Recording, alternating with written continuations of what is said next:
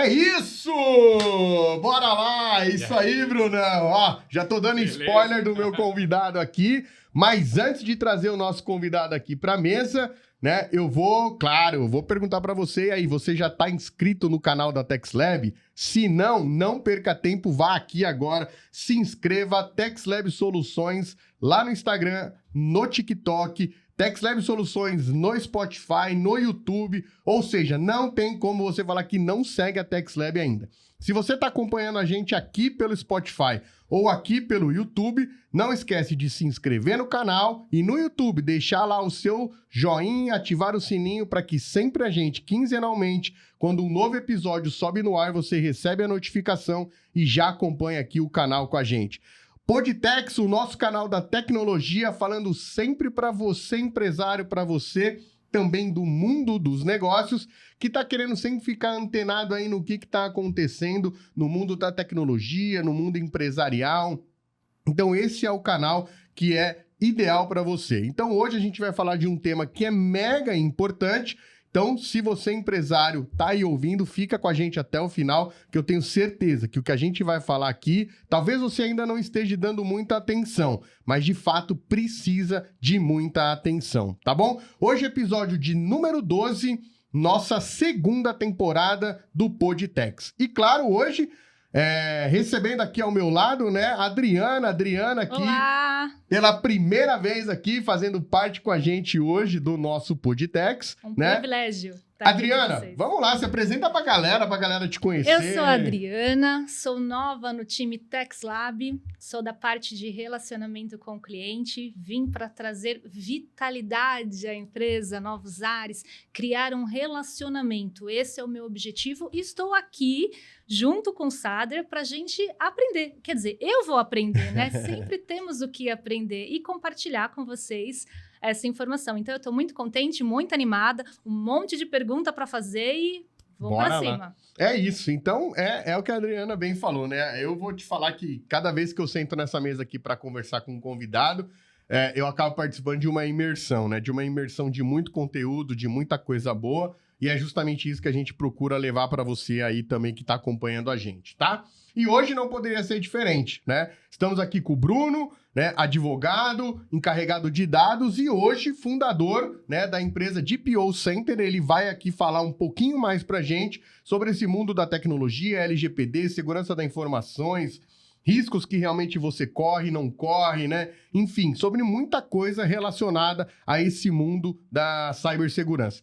Brunão, seja muito bem-vindo, obrigado por aceitar nosso convite. Eu agradeço, Sader. Muito bacana estar aqui com vocês. Valeu, Adriana. Espero que o público goste também, né? Que a gente quebre alguns mitos aqui sobre esse assunto que, né, a gente sabe que nebuloso ainda, né? Tem que ser mais divulgado, tem que ser melhor recebido aí, com mais tranquilidade pela pessoa. Esse é o nosso objetivo aqui. Legal. Obrigado mais uma vez. Então, antes de todo mundo, antes da gente começar aqui a nossa roda de conversa, Bruno, Brunão, né? Eu já chamo ele de Bruno, de Brunão. Aí até a Adriana falou, e a gente chama de doutor. Doutor né? Bruno. Enfim, já que sentou na mesa aqui e vira amigo, né? E somos aí amigos. A gente tem um amigo em comum que tá até aqui assistindo com a gente aqui, né? Deixar um abraço pra ele aqui, o Anderson. E aí o Anderson já é dessa pegada da bagunça e tal, então já vira tudo uma festa, uma coisa só. Mas hoje ele ficou com vergonha, não quis participar com a gente aqui, falou que só ia ficar ali nos bastidores, mas tá dado um abraço lá pra ele. Então, antes de a gente começar, para colocar todo mundo na mesma página, Bruno, explica pra gente um pouco aí rapidamente, carreira, o que você já fez, aonde você já navegou, quais os mundos você já esteve, para chegar onde chegou hoje, e isso até dá base ali de tudo que a gente vai conversar.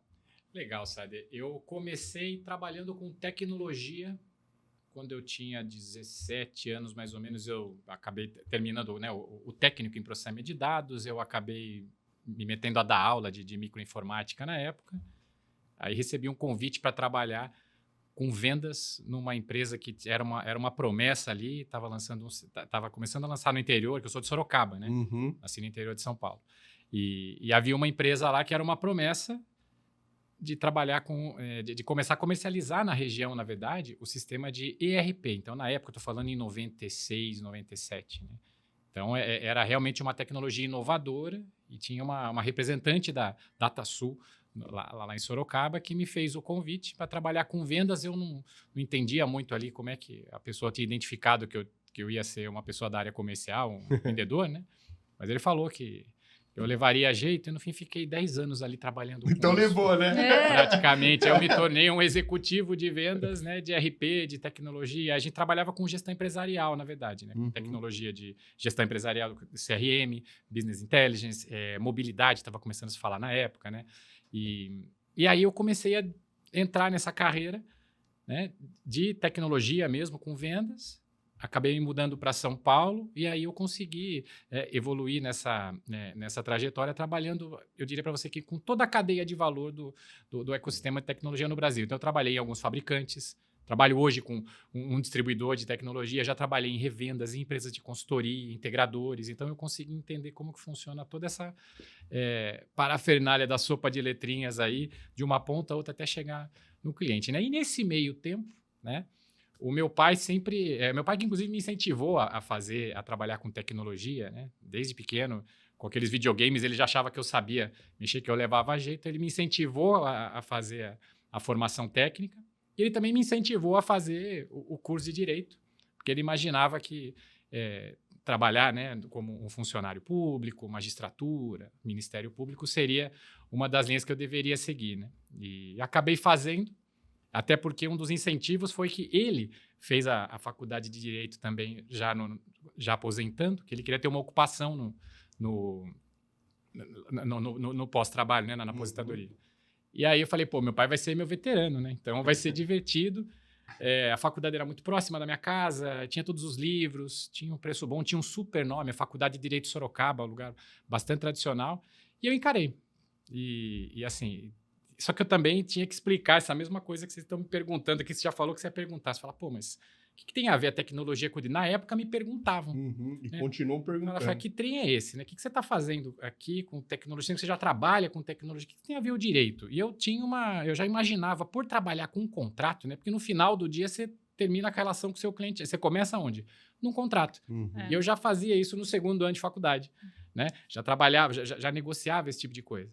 Né? Essa era uma realidade muito comum para mim. E eu falei, pô, isso aqui, a tecnologia, o direito, um dia eles vão caminhar mais próximos, né? E hoje a gente vê que eles estão grudados, entrelaçados. Então, foi uma decisão aqui, que, sem querer, né? Deu Legal. tudo certo, tá dando. Legal. Então, foi mais ou menos na essa. Na verdade, teu pai falou assim, você vai até trabalhar com tecnologia, mas vai estudar, moleque. Era uma fria, né? Estudar com meu pai, eu achei que ia ser legal, foi uma fria. Nossa. Na verdade, teu pai tinha avisando já, mas esses caras de tecnologia não querem estudar não, meu. Boa, legal. Mas é o que você falou, meio que sem querer acabou dando muito certo e hoje tecnologia, lei, legislação, acho que nunca caminhou tão perto e na verdade eu acho que todas as áreas, né, nunca caminharam tão perto da tecnologia como a gente caminha nos dias atuais. A gente tem uma frase que a gente brinca muito lá na Tex, né? Que no final do dia todo mundo é uma empresa de tecnologia. A diferença é que um frita pastel, o outro faz cachorro-quente, o outro faz transporte. Mas se a tecnologia desse meio todo aí parar, não tem pastel frito, não tem cachorro-quente, não tem transporte, não tem nada, né? Brilhante analogia, muito legal. Então, a gente acredita que todas as empresas, no final do dia, são uma empresa de tecnologia. E cada vez isso vem sendo mais uma verdade, né? Eu falo isso até por experiências que eu tive recente, né? Comentei até com os meninos lá na empresa. Eu fui no supermercado, né? O sistema estava fora do ar, eu não consegui comprar o que eu precisava, né? Então, assim, o supermercado, ele é uma empresa de tecnologia ou ele tá lá para vender as coisas? Porque, cara, se eu sei que isso daqui custa 10, 20, eu te dou 20 reais em dinheiro, você me devolve. O negócio, o supermercado, tem que funcionar, com ou sem tecnologia, né? Mas hoje em dia não tem tecnologia, não funciona nada. Tudo está num sistema. Tudo está num sistema. Nasceu aí, quando você falou, eu acho que aí... Foi onde a coisa ganhou corpo, com as chegadas de ERP. Pô, a DataSul foi uma das grandes empresas que trouxe... Pioneira, né? Essa palavra que eu queria. Que trouxe isso para o Brasil, que começou a impulsionar isso, né?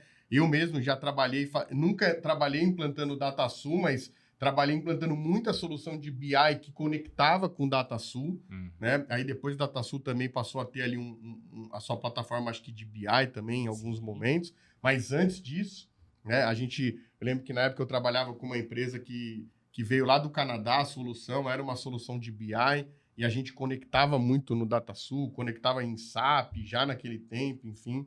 Então, foi realmente uma das pioneiras aí que começou a engrossar esse caldo da tecnologia de juntar tudo. E é legal que você falou, e você pega, né, pontos, né, da sua história lá de 96. Pô, eu fazia isso, fazia aquilo, tinha aquelas dores, e, cara, você pega a fotografia hoje, é mais ou menos a mesma coisa, talvez ali com os atores diferentes, né? Era BI, agora é IA, né? Então, ou seja, a gente sempre tem alguma coisa nova, inovadora, movimentando aí o mundo da tecnologia, e a gente precisa, não dá para parar de se atualizar e trabalhar. Mas legal, então uma baita trajetória aí. E só por curiosidade, no mundo de jurídico, ir lá, processo, ir pro fórum, fazer essa coisa, você não chegou a atuar diretamente ou atuou? Eu trabalhei com mainframe também, né? Ixi. Exatamente. Em 2016 eu trabalhava numa empresa alemã, que é a empresa do mainframe, né? E nesse momento, eles estavam implementando a Lei de Proteção de Dados da Europa. Já nessa época. Exatamente. Por quê? Porque em 2016 foi promulgada a Lei de Proteção de Dados na Europa, a GDPR, né? E aí, no Brasil, eles tinham que seguir as práticas, né, da legislação europeia. Então, eu participei de um comitê para botar ordem na casa aqui no escritório do Brasil, e aí que eu tive essa visão mesmo de, falei, nossa, realmente o direito agora ele grudou de vez a tecnologia, não solta mais, né? Uhum. E aí que eu fui tirar o exame, aí que eu fui participar do exame de ordem. Mas não sei se eu falo aqui, que fala, pô, meu cara tirou a OAB faz alguns anos, então assim, essa... Ah, mas essa relação aí então, é o que menos importa. A graduação é uma coisa, isso é só uma licenciatura. Mas assim, mas respondendo aquela pergunta, eu falei, não, eu não tive a oportunidade de atuar fortemente no contencioso. Uhum. Eu sempre atuei no preventivo, eu faço o contencioso agora. Legal. Eu acho que essa é a... Mas aí falando, então, aqui no Brasil, você conhece bem essa história da LGPD desde o começo, é isso? Então, o que aconteceu? Nesse momento que eu descobri que a proteção de dados ia ser realmente uma tendência, né, em todo mundo, daí eu comecei a estudar e não parei mais, né? Aí, em 2019, que eu resolvi virar a chave, aí comecei a literalmente enfiar dentro de um monte de projeto de adequação, porque esse movimento no Brasil, ele começou assim, né? A legislação foi promulgada em 2018, mas ela teve 1 ano e meio que ela... porque é isso que eu ia perguntar. Não era para ter sido validada em 2018 a LGPD? Ela foi promulgada em 2018, mas existe um período que as empresas tinham para se adequar, né? E esse foi o maior período que já se viu no país, né? Foi de 18 meses, que em tese mas será esperava... que isso por conta da pandemia ou não tem relação? Também. Né? E assim, é um desafio muito grande para as empresas, inclusive naquele momento de pandemia, para todas as empresas investirem, né, num trabalho teoricamente interno e que ninguém sabia muito bem o que era, né? Tinha um nome, tem um nome hoje meio confuso, né? Uma sopa de letrinhas que quem é tecnologia está acostumado, mas a maioria das pessoas no Brasil ainda tem um pouco de receio de falar nesse assunto, né? Então eu comecei a trabalhar em projetos quarteirizados, quinteirizados, por quê? O que movimentou esse mercado no Brasil? As grandes empresas, né? Grandes bancos, os grandes e-commerce, empresas multinacionais começaram a fazer esse trabalho de casa. Então, quem que começou a trabalhar com esses projetos? As grandes consultorias ou os escritórios mais tradicionais de advocacia, né? E aí eu comecei a trabalhar com essa questão de consultoria mesmo. Aí entrava aqui o jurídico, tecnologia, processo, tudo que eu aprendi lá no canto, a gente acaba utilizando num projeto, né? Porque os projetos, eles têm basicamente os mesmos componentes, né? Tem um pouco de tecnologia, tem muito treinamento aqui de pessoas, né? E você tem processos que você precisa revisitar. Então, implementar o ERP, tecnologias transformacionais, né? Projetos dessa natureza, era o que eu fazia desde então. Então, acabou sendo uma entrada muito natural nesse modelo, né? Que aí eu comecei a ver o que era mesmo um projeto de adequação. E aí, um outro momento que aconteceu, né? Você imagina as grandes empresas movimentando o mercado. E elas começam a falar, bom, para eu ter a conformidade, para eu estar em ordem com a legislação, tanto do Brasil quanto da Europa, os meus fornecedores têm que estar também. em conformidade. E aí você tem um zilhão de empresas desesperadas procurando, gente, o que eu preciso fazer? Eu preciso responder esse questionário que está em grego aqui, eu não entendo absolutamente nada. Sente lá vai caramba de perguntas. E aí começou uma camada de empresas que está até hoje, né, buscando se adequar nesse modelo. Por quê? Porque esse movimento de adequação no Brasil ele evoluiu muito, né? Mas ainda tem um monte de empresas que precisam se adequar. E eu comecei a atuar nesse mercado. E eu percebi o quê? Quem que é o mais vulnerável nessa história? São as empresas pequenas e médias. Eu falei, é nesse mercado que eu vou mergulhar. Que eu vou mergulhar, porque aí, aqui a gente realmente consegue impactar com um trabalho, assim, que aí que surgiu o DPO Center, né? Vamos atender a empresas de pequeno e médio porte e iniciar, habilitar essas empresas a estar de acordo com a lei e a melhorar a sua camada de proteção, que a gente vai falando mais aqui durante todo o episódio aqui do podcast, né?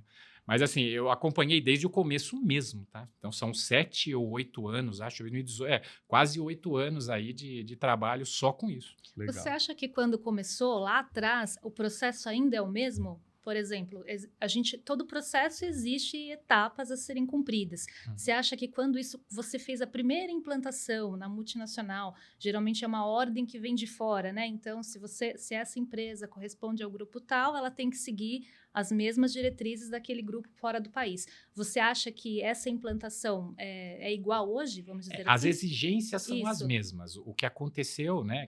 Na lei não teve mudança. É a mesma ou já teve alguma mudança? Ou não teve... apertou ou afrouxou mais? Eu diria para você que ela ficou mais rígida, mais detalhada. Porque o que acontece? Você tem uma legislação, né? Vamos dizer assim, principal, que é a Lei Geral de Proteção de Dados Pessoais, né?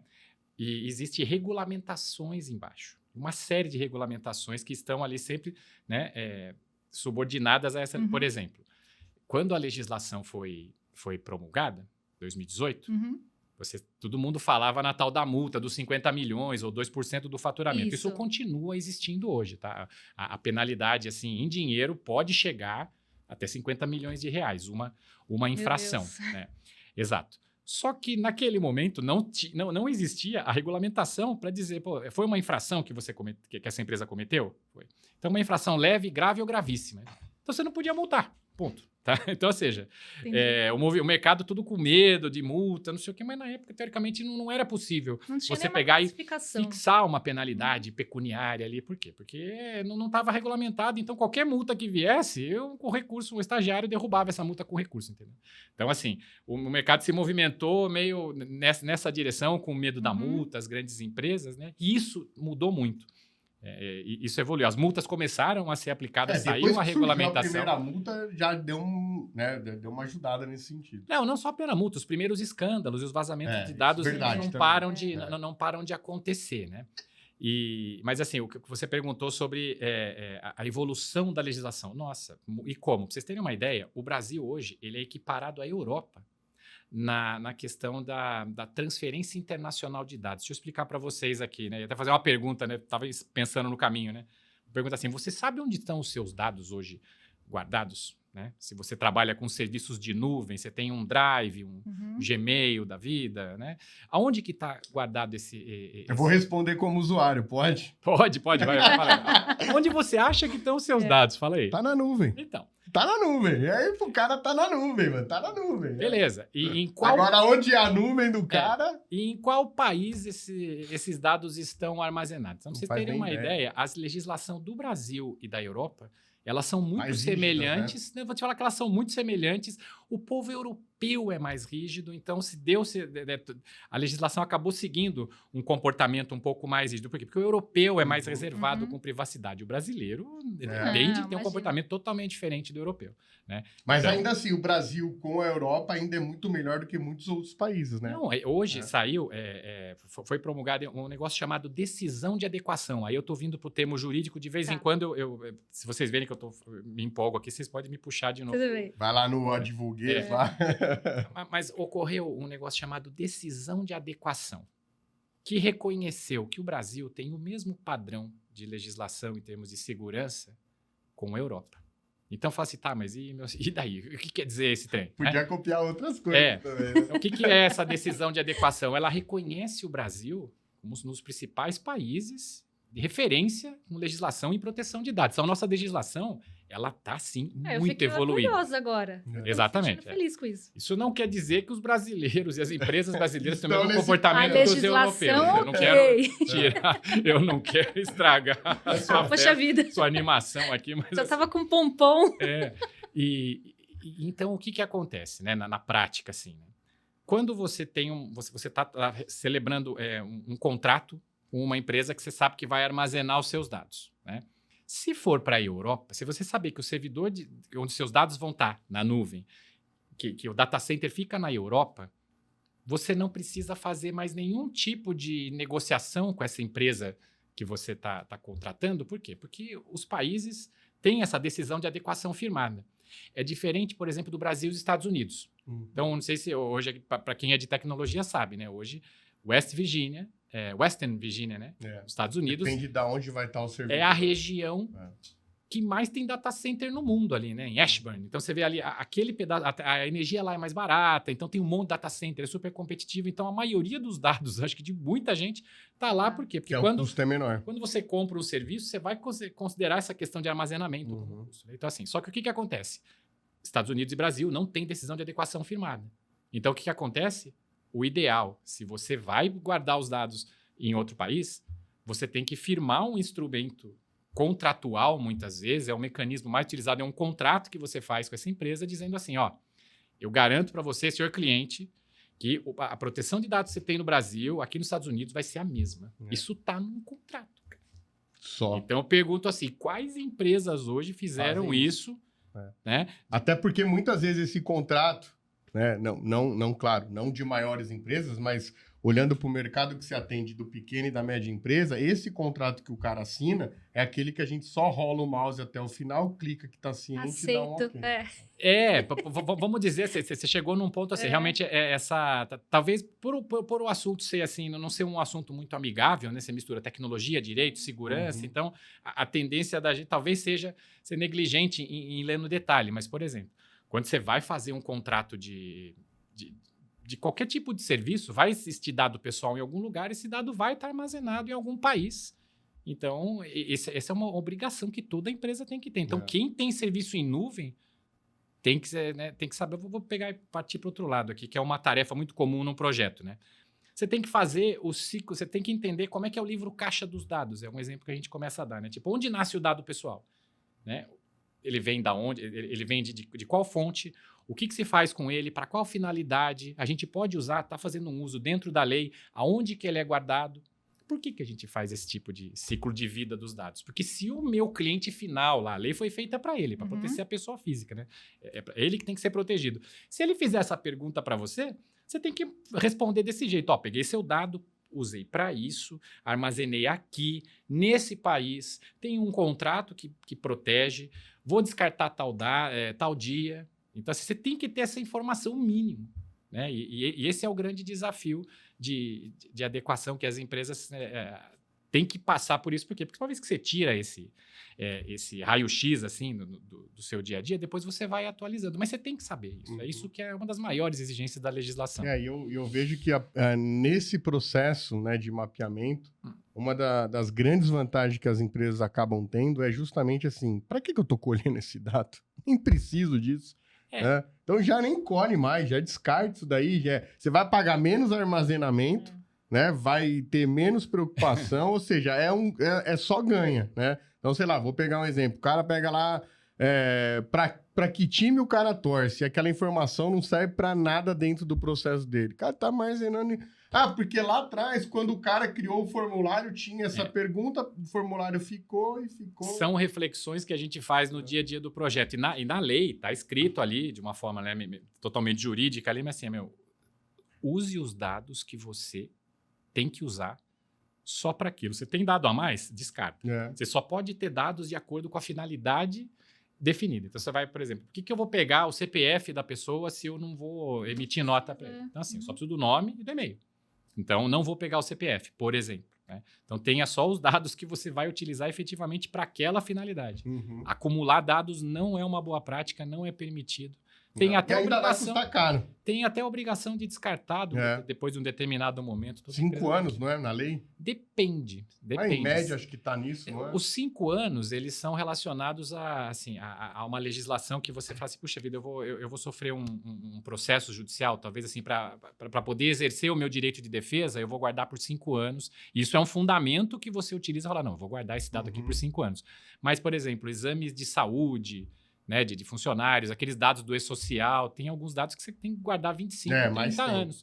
Então, depende do dado, depende da finalidade, e você vai ter que encontrar uma justificativa para você reter esse dado. E depois você tem que apagar, depois que você utilizou ou depois que passou esse tempo legal. Por quê? Porque o invasor vai atrás desse dado, né? Os ataques acontecem aí. O pessoal que acumula dado você tem que botar a barba de molho, né? Tá correndo risco. E é o que você falou. E a grande dificuldade das empresas hoje, às vezes a gente conversando, a gente vê exatamente doer aí. Na hora de eliminar o dado, né? Não é um trabalho tão fácil, às vezes, como só ir lá, por exemplo, e dar um delete. Quem falou que a vida é justa mentiu. Não é justo, entendeu? Então, então essa frase é boa. Não adianta, eu falo para minhas filhas toda hora, filha, a vida não é justa. Por que às vezes ela chega, papai, isso é injusto. Faz o que tem que fazer. A criança faz o que quer, o adulto faz o que tem que fazer, cara. É isso e acabou, entendeu? E fala pra gente, então, Bruno, como que surgiu essa ideia do DPO Center, né? Foi numa roda de bar, foi num momento de meditação, né? Como é que foi? Meditação numa roda de bar. Por que não? E como surgiu a ideia e por quê, né? Da onde que veio o estralo aí, né? Conta depois pra gente também um pouquinho mais de como que é a operação dela. Então, isso vai, então, eu vou voltar lá para começar. A gente vai e volta várias vezes. A questão de onde estava a minha carreira, né? Então, o que aconteceu? Nesse momento que eu decidi mesmo ir vamos dizer assim, para empreender mesmo, né? Para trabalhar como autônomo, seja como advogado, como consultor, implementando, eu falei, eu vou me enfiar nesse meio aqui. Daí eu comecei a trabalhar em vários projetos, consultoria jurídica, contrato, e comecei a fazer várias coisas. E o que eu comecei a perceber, né? É possível você pegar e utilizar um mesmo... em tecnologia a gente chama de framework. Né? Mas vamos chamar de um método. Né? Trabalhei com empresas, por exemplo, eu prestei serviço para uma empresa pública que trabalhava com concessões públicas no Rio de Janeiro. Né? Gestão de pedágio, obras e tal. Então, o processo ali é de um jeito. Aí depois eu fui trabalhar com empresas de tecnologia, serviço, trabalhei com várias. Trabalhei com e-commerce, laboratórios, fui conhecendo vários ramos. Né? E eu consegui criar uma lógica, um método ali, que eu conseguisse servir a todos os tipos de ramos de atividade, claro, cada um com as suas devidas particularidades. E aí, talvez uma questão, não sei se de propósito, ou da gente querer deixar o mundo melhor de alguma forma, eu falei, puxa, imagina vender isso aqui para pequena empresa, para média empresa. Porque é um dos grandes mitos, que é uma das coisas que você me perguntar, né? Um dos grandes mitos que tem sobre a legislação de proteção de dados, que é o quê?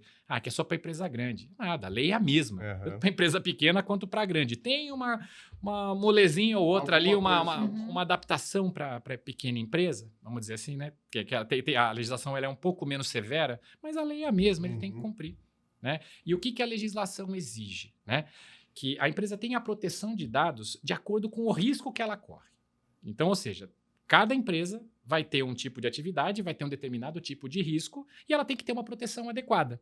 Então, a hora que a gente percebeu isso, falei, a gente consegue vender para pequenas e médias empresas. E a gente sabe que no dia a dia, nos ataques, os grandes ataques cibernéticos, acontece assim, 30% dos ataques hoje cibernéticos. Estou falando um dado mundial, tá? Informações de fabricante e de segurança mesmo. 30% dos ataques acontecem com envolvimento de terceiro. Aí eu pergunto para você acha que se eu quiser invadir um grande banco que tem lá milhões para gastar em segurança, eu vou atrás de quem? Eu vou atrás do prestador de serviço que não investe direito, que tem menos dinheiro, e eu vou invadir o banco através dele. Então, assim, esse é o raciocínio do invasor. Aí eu falei, como é que a gente faz para vender isso aqui para as pequenas empresas? Né? E aí que eu conheci um dos distribuidores de tecnologia de segurança de informação focada nesse mercado, que é a Distri Software. Né? E aí... meditando numa mesa de bar, como você falou. Aí a gente falou, mas e se a gente fizer, né? A Distri Software tem um canal incrível para ser sempre focado em soluções para os negócios, né? A gente atende qualquer tamanho, atende empresas gigantescas, mas tem uma grande fatia ali dos mercados de parceiros voltado para pequenas e médias empresas. Falei, vamos vender por aqui. E aí que surgiu a ideia da gente criar uma tecnologia de entregar esse método de forma que as empresas de pequeno porte consigam pagar por um serviço acessível, né? Como que a gente faz isso? Temos que uniformizar esse processo, automatizar, né? E aí nasceu a ideia do escritório de proteção de dados. Então, por uma assinatura hoje que a empresa assina, a gente consegue oferecer esse serviço dentro das determinadas premissas ali, tem um método que a gente aplica. Aí tem pequenas, não muito pequenas, empresas médias, um pouco maior que médias, tem assinatura para todos os tamanhos. Poxa. Foi mais ou menos assim que surgiu a ideia. Espero que tenha ficado... Não, deu para entender. Então não tem desculpa para não se proteger hoje, gente. Né? Então, fala com a hoje, gente. todo tipo de empresa te procura. Sim. Não tem não, só atendo varejo, só atendo indústria, não. Qualquer tipo de empresa. Os próprios parceiros da Distri Software, as revendas, as empresas de tecnologia que estão ali implementando os serviços no cliente, eles podem nos já procurar. viram um cliente. Exatamente. Né? E aí você tinha comentado comigo que, de repente, dá para fazer dentro da Distri Software, a gente conhece, né? A gente também é parceiro deles, fazer já a implementação tecnológica, seguro cibernético, junto com DPO em serviço, é isso? Tentar fazer essa junção Pois num pacote cara, o só? seguro cibernético. Eu acho que assim, esse é um ativo que só a Distri Software Entrega. no Brasil.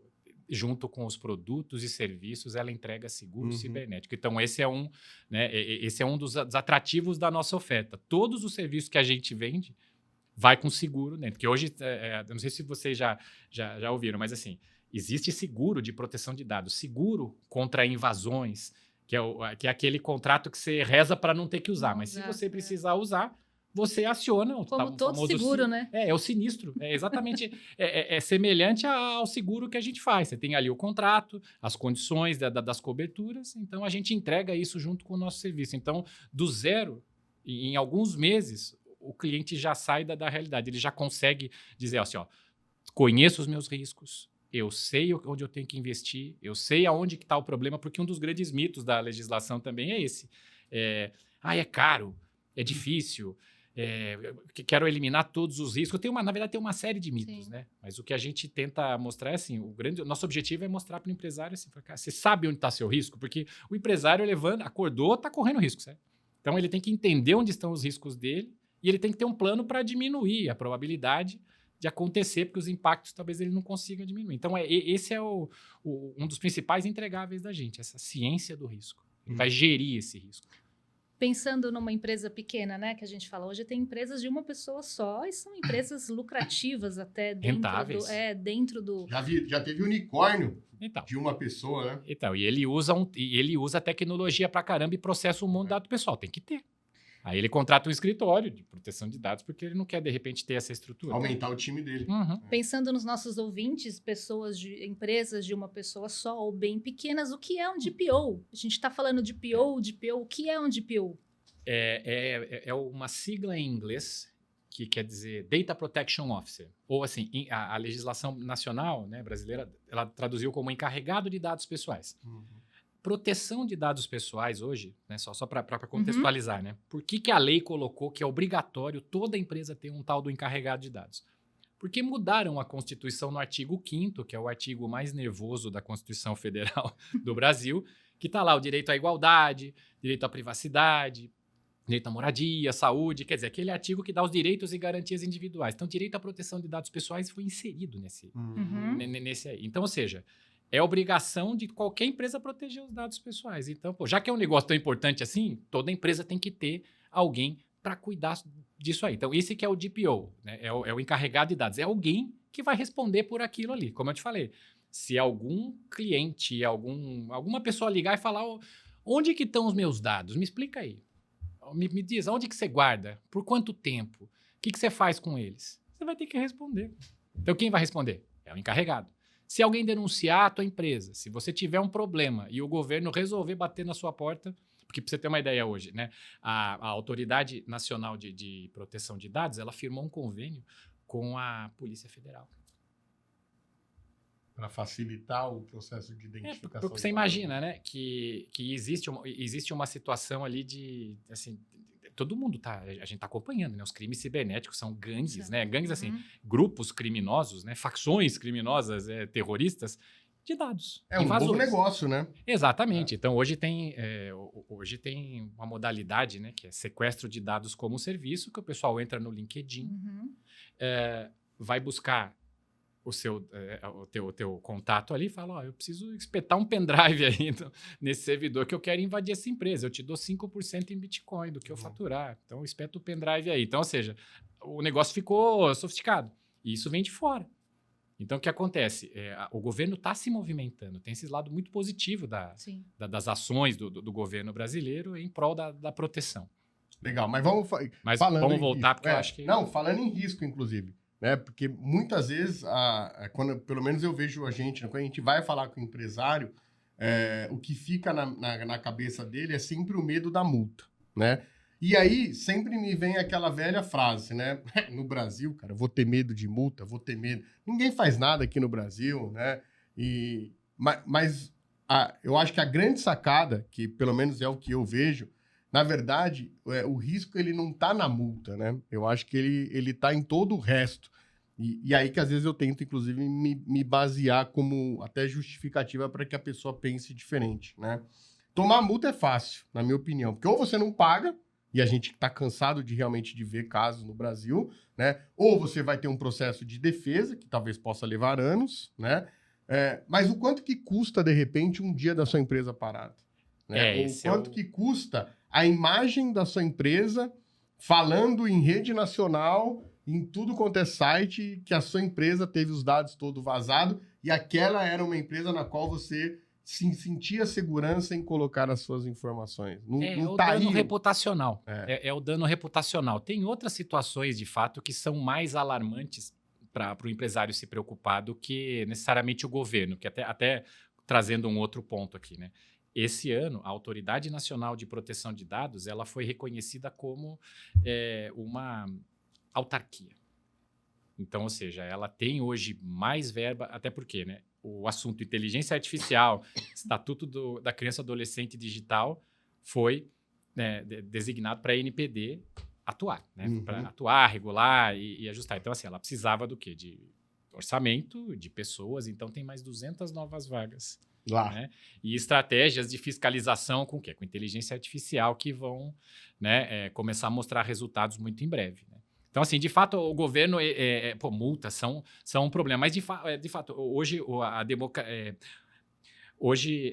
perdão, vamos voltar aqui, né? Hoje, o devido processo legal, ele é seguido nessa questão das multas, né? Então, a multa ela é muito bem avaliada e não é tão simples multar, não é tão simples recorrer, mas é um negócio que demora. Todo mundo tem direito de defesa no Brasil. Mas o problema é o seguinte, eu conheço empresas, né, que já tomaram multas por violação de confidencialidade. Então, por exemplo, uma empresa que prestava serviço para a Prefeitura de São Paulo guardou dados super sensíveis, super, assim, que deviam ter um tremendo no cuidado, não guardou com segurança adequada, sofreu uma invasão. Aí o invasor fez a extorsão, não funcionou, avisou a prefeitura. Então, a empresa tomou uma multa de R$500 mil por violação de confidencialidade. E mais a denúncia para a autoridade, mais a investigação que está ocorrendo. Era uma startup, estou falando de um caso real, era uma startup que não investiu nesse tipo de coisa, então ela já estava, né, a startup ela já tem uma dificuldade no início.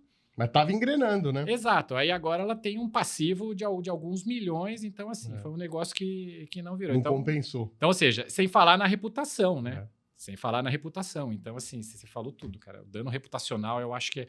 mais um. Teve uma grande construtora no Brasil que logo no dia 1 da LGPD, que entrou em vigor, já saiu que a empresa é uma incorporadora de imóveis de luxo, então que foi ali, através de um compartilhamento de dados ilegal, o corretor de imóveis pegou os dados e foi... não sei se foi o corretor de imóveis, mas assim, os dados do cliente final foram parar na mão dos prestadores de serviço da cozinha, da cortina, do ar-condicionado.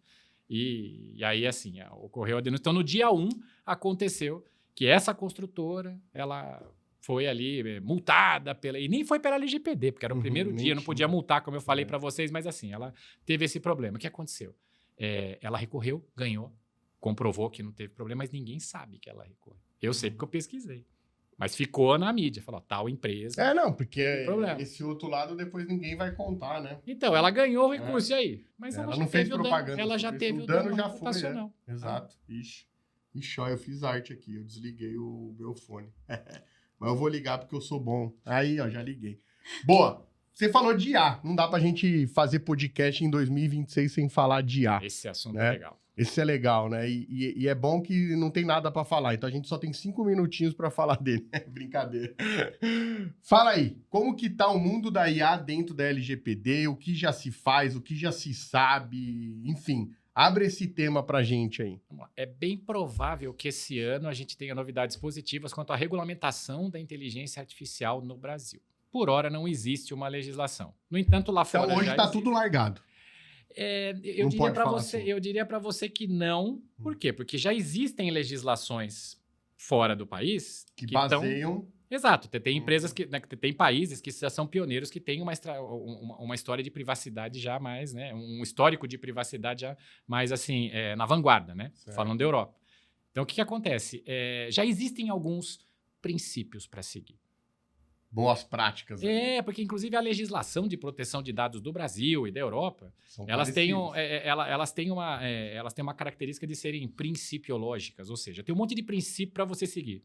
É fácil de guardar, mas pode ser um problema, porque através do princípio da transparência, por exemplo, todo mundo tem que seguir transparência e prestação de contas. Uhum. Por isso que a gente vê que tem aquelas políticas de privacidade, aquele monte de coisa nos sites que está dizendo o que as empresas fazem com os dados. Com a inteligência artificial, é a mesma coisa. Então, uma coisa que é óbvio que vai acontecer no Brasil, não preciso pensar muito. Eu vou ter que divulgar com toda a transparência do mundo o que eu faço com os dados da pessoa envolvendo inteligência artificial. Até porque a LGPD já diz que decisões automatizadas, ou seja, decisões tomadas automaticamente, dependendo da situação, o titular de dados pode pedir uma revisão, pode pedir uma explicação a respeito. Então, o que acontece? Faz sentido. Total. Você imagina que hoje, aquele monte de currículo que chega lá, 1000 currículos por dia, quem que você acha que analisa e faz a triagem? Então, assim, alguém... Será que tem inteligência artificial envolvida? Dá para pedir revisão? Essas pessoas precisam, né, ter essa... Inclusive, os últimos dias, semana passada ou retrasada, o Conselho Federal de Medicina regulou como que se deve utilizar a inteligência artificial em procedimentos médicos. Vale a pena olhar para essa questão da resolução e fala assim, transparência, prestação de contas, o usuário tem que saber, ele pode se recusar? Pode. Então, assim, já existe uma legislação. O maior risco que as empresas estão correndo hoje como é que chama o termo em inglês, gente? Peraí. Shadow AI. O brasileiro adora falar, botar um inglês na tecnologia, né? Fica chique pra caramba. Né? A gente pegou o nome, a palavra Google e criou verbo no Brasil, né? O resto tudo vale. O que é esse trem do Shadow AI? Na verdade, assim, ChatGPT, Gemini, todas essas inteligências artificiais. Você entra lá, você usa grátis. Só que nada é grátis, né? Não existe almoço grátis. Como eu falei, a vida não é justa, né? Eu tinha um amigo, o cliente meu, que sempre falava, quando você não está pagando pelo produto, é porque o produto é você. Então. O que acontece? Você está usando grátis ali, o pessoal está usando inteligência artificial gratuita, tá?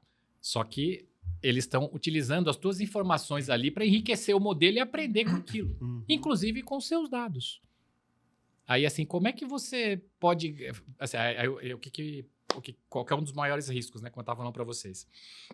Imagina que alguém vai estar lá utilizando os dados pessoais, vou pegar um contrato ali e falar, eu vou subir, vou ver o que a inteligência artificial acha, vai tirar essa minha dúvida. E o cara pega e faz o upload do contrato com os dados das pessoas. Então, para usar dados pessoais, você tem que ter o princípio da LGPD implementada dentro de casa, a prática implementada.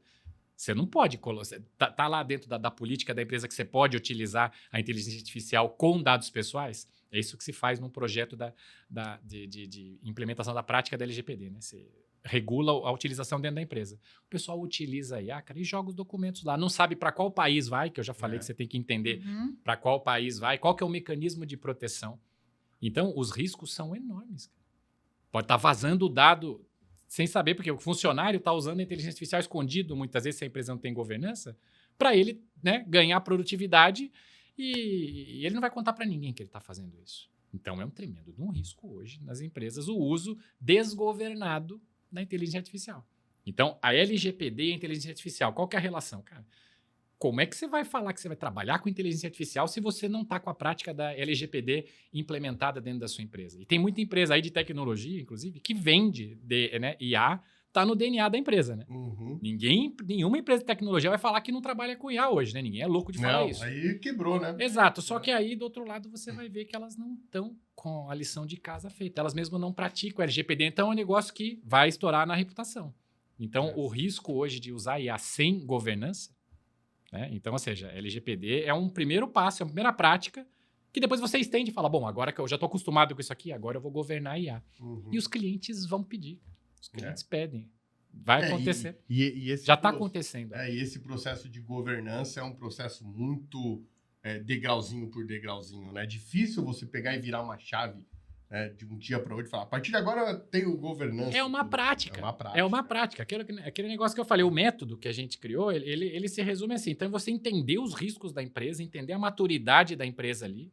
Estou nesse ponto aqui, tenho um objetivo. Uhum. Qual que é meu plano? Então, você estabelece uma prática dentro da empresa. E como é que você estabelece uma prática? Você treina todo mundo, conversa, diretor participa, faz campanha, treinamento, campanhas anti-phishing. Estou falando campanhas no modo geral, mas é você fazer movimentar a empresa. Tem empresa que quer o encarregado de dados terceirizado justamente por quê? Porque é uma pessoa de fora, né? Às vezes não tem recurso, o pessoal tá, né? Não tem agenda, não tem slot. Não tem conflito de interesse. Para pequena e média empresa, no meu ponto de vista, faz muito sentido o encarregado de dados ser de fora. Por isso, por não ter interesse, não ter conflito, né? Você citou aqui bem um exemplo. O empresário participa. Se você é funcionário, você já tem aquela... Ah, mas o empresário é meu chefe. Não, cara, aqui a gente tem que falar todo mundo no mesmo nível, porque se eu tiver que nas decisões mais complexas ser subordinado a você e não puder falar de igual para igual, já vamos quebrar um dos princípios. Exato. Aqui. Então, tem empresas que se adaptam muito bem ao modelo terceirizado. Aí tem empresas que preferem falar, você fica aqui 1 ou 2 anos, você me transfere a prática e eu te chamo quando tiver algum problema. Também, uma ideia também. Então, também é uma ideia de você fazer esse repasse do conhecimento, transferência de know-how, tem vários nomes. Treinar alguém, né? Enfim. Legal, muito boa. Bom, falamos um pouco de IA, vamos falar um pouco então de situações de riscos reais dentro da empresa, né? Você já comentou aqui algumas coisas, mas algumas coisas que me saltam aos olhos. Departamento de RH da empresa, né? Porque muitas vezes o que eu ouço do empresário, aqui a gente não trabalha com nenhum dado sensível, é tudo B2B. Ele esquece que ele tem um RH dentro da empresa, né? E aí vem biometria. Ele tem portaria. Biometria. Tem portaria. Contrato de tecnologia, contrato com funcionário, enfim. Então, isso de fato são riscos que todas as empresas possuem, né? E já que você falou em RH, você falou em dado sensível. Dado sensível, pessoal, é reconhecido hoje na legislação como o quê? Como informações de dados pessoais, né, que identificam uma pessoa, né, que individualizam, que é possível inferir quem é tal pessoa de acordo com aquela informação. Só que esses dados têm um componente a mais que é o quê? Que se eles vazarem, vai ser absolutamente prejudicial para a pessoa. Por exemplo, dados de filiação política, sindical, religiosa, vida sexual. Então, isso são dados sensíveis. Filiação sindical, eu não sei, mas isso é um dado sensível, né? Então, você falou política, se a pessoa é verdade. Filiado a algum partido político. Porque eu fiquei com a ideia de que quem é sindicalizado geralmente tem uma preferência política. Mas assim, hoje política é um fla-flu, né? No Brasil. Então a gente tem que tomar cuidado. Esse tipo de informação, assim como de saúde, né, é extremamente perigoso se vazar. E eu estou falando, um outro dado sensível também é a credencial biométrica. Então, a biometria do seu prédio, que você entra todo dia lá, põe o rostinho, no condomínio, põe o rostinho na garagem, aquilo lá é a tua credencial, é um dado que só você tem. Se esse dado vazar, alguém abre conta em banco. Isso aí. Né? É possível abrir uma conta em banco hoje com voz ou com biometria. Então, esse dado tem que ser muito bem guardado. Então, inclusive, está se discutindo muito hoje na Autoridade de Proteção de Dados a questão, será que a gente precisa ter tanta biometria rodando no mundo? Todo mundo utiliza a biometria para questão de segurança. Então, teve até a própria biometria que causa insegurança. Houve até um processo, eu não vou fugir da pergunta, tá? Mas teve um processo de uma grande rede de farmácias, né, que foi discutido isso. Por quê? Porque quando você é funcionário e você tem um benefício de farmácia, né, que você compra o remédio lá e desconta na folha, então a rede de farmácia falou, pô, vamos validar a biometria da pessoa ali, né? Uhum. E aí a autoridade falou, não, cara, para que usar? Não tem outro jeito, não? Não dá para mandar um e-mail com código ali para validar que é ele mesmo? Vai ter que usar mesmo, vai ter que ter esse caminhão de dado pessoal aí para validar, para comprar uma aspirina? Então, assim, tá se questionando. Assim, a utilização está acontecendo, mas vai vir novidade por aí em termos de um uso mais regulado, porque quem armazena dado assim tem que ter muito cuidado. Muito cuidado, né? E hoje em dia, qualquer coisinha, os caras pedem a sua face. E aí, no RH, que foi onde iniciou essa conversa aqui na pergunta. Então, toda empresa tem RH. Toda empresa tem o quê? Tem atestado de saúde, tem os dados do e-social, que pergunta ali a questão de raça e tal. Então, assim, o RH é onde tem os dados mais valiosos para qualquer invasor e é onde a empresa tem que tomar cuidado. Então, todo o RH... Aí você fala, tá, mas eu tenho um contador que ele faz a minha folha, que é uma realidade, inclusive, do mercado que a gente escolheu ali, né? Muita empresa pega e terceiriza a questão de folha e guarda dos dados pro contador. Aí eu pergunto, esse contador tem um contrato com você? Aonde que ele guarda os dados dele? Ele tem segurança? São boas práticas? Se acontecer alguma coisa com o dado sensível do seu funcionário, não é o contador que vai ser procurado. Você pode até buscar o contador depois, em questão judicial, mas aí é um processo judicial. Mas você vai estar envolvido. Porque você não controlou. Exatamente. Você é o controlador. E você não passou a responsabilidade. A responsabilidade é do empresário. Aí se tiver culpa, né, se for avaliada que no caso a empresa que utilizou os dados para fazer algum tipo de atividade não tomou as medidas necessárias, aí você consegue, né, virar o canhão para ele numa ação judicial. Mas aí, cara, aí o problema já aconteceu. Então o negócio é se prevenir, avalie o fornecedor. É uma ideia. E como uma empresa começa a se proteger? Qual é a lição zero aí? Acho que a primeira... Acabei de ouvir o podcast lá do Bruno, né? E, cara, preciso começar. Fiquei com medo ou não, eu quero melhorar. Por onde começar? É interessante entender aonde que está a maturidade dele. Né? Aonde que está... É o processo de... Até para ajudar o cara que é pequeno e leigo, né? Porque o nosso podcast chega lá no final do Brasil. Maturidade. Como que a gente começa a olhar essa maturidade do negócio dele?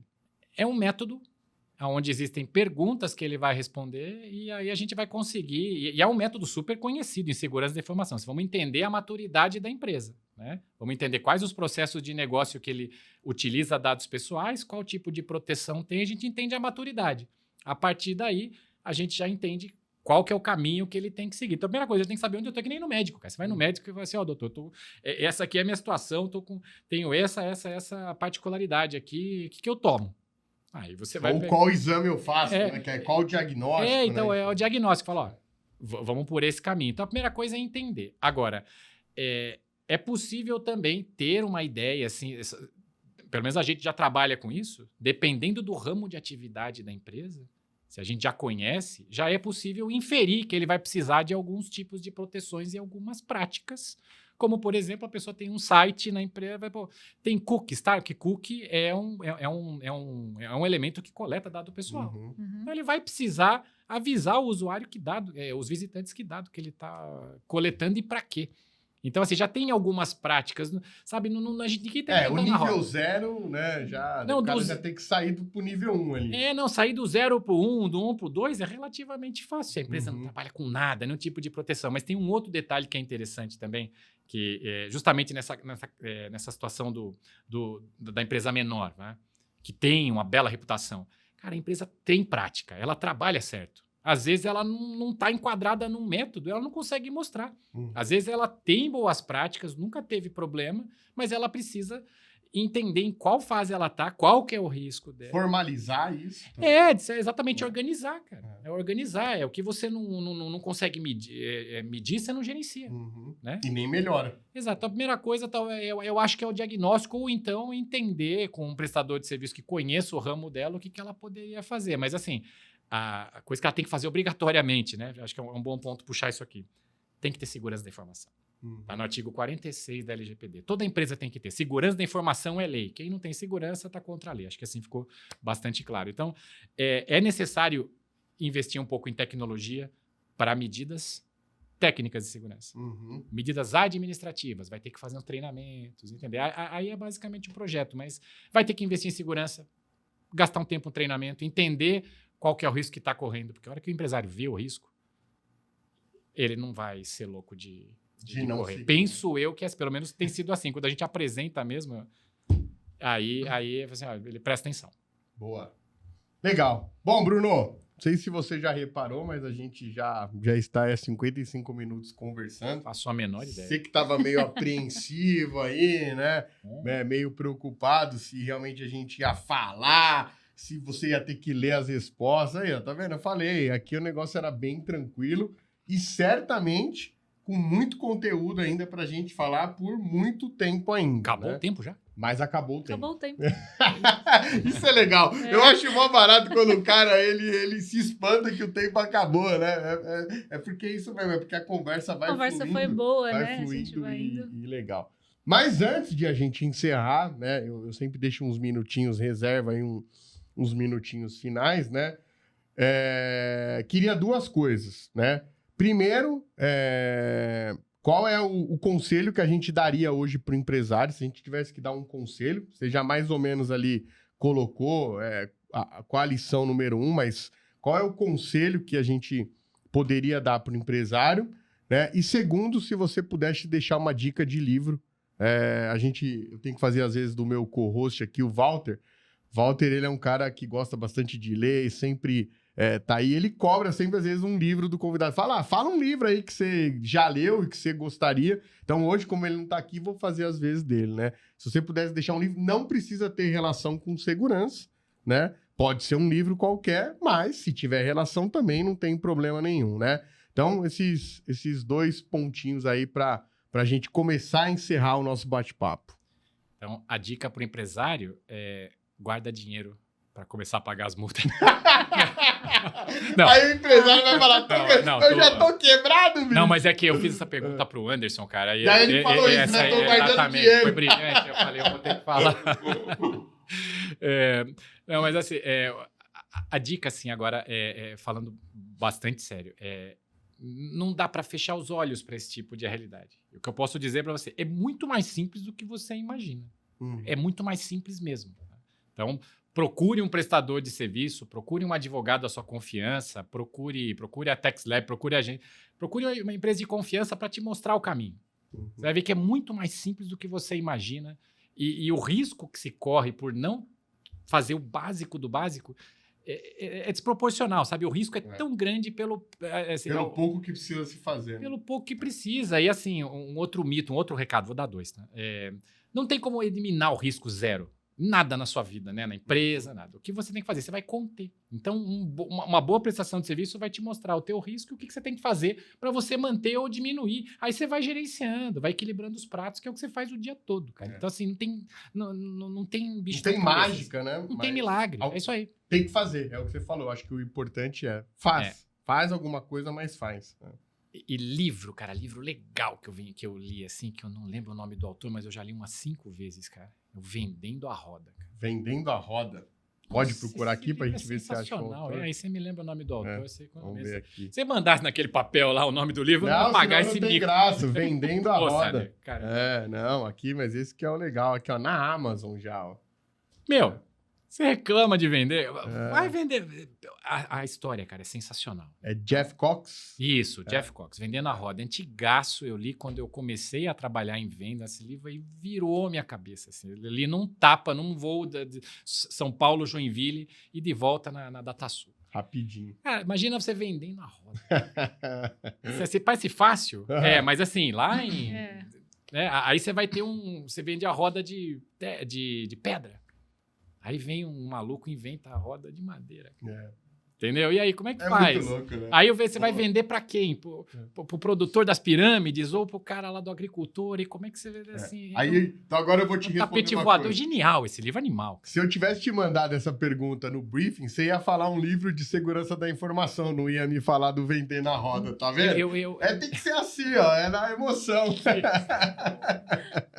Muito bom. Que bom que vocês gostaram, gente. Boa. E ó, tem livro, você consegue comprar ele até usado, né? Já tá naquela rodada por R$20, baratinho. Não, é muito legal. Assim, e isso aí cara, todo mundo é um vendedor. Assim, é bacana. Sim, quem tem o pé atrás com vendas vai ler isso aí, vai se apaixonar demais, cara. Isso é uma outra verdade que a gente acredita. No fim do dia, todo mundo é um vendedor. É demais isso aí. Esse livro, o desfecho é sensacional, vale a pena. Legal. Bom, mas ó, frases então que ficam aqui, né? LGPD não é apenas um problema jurídico, é um problema de segurança da informação. Obrigado, segurança da informação. Não tem segurança da informação, tá ferrado. Tá quebrado, né? O maior risco não é multa, é perder a confiança dos clientes. Sim. O cliente compra confiança, cara. Você gastou uma vida fazendo o nome da tua empresa. Depois, por uma bobeira, perder. Por uma bobeira, você vai perder. Não corre esse risco. Um incidente de dados pode quebrar uma empresa do dia para a noite. A gente fala muito disso também. O incidente de segurança é um tema que talvez a gente possa explorar. Dá para falar muito ainda, né? Porque isso aí, assim, tem uma regulamentação só disso.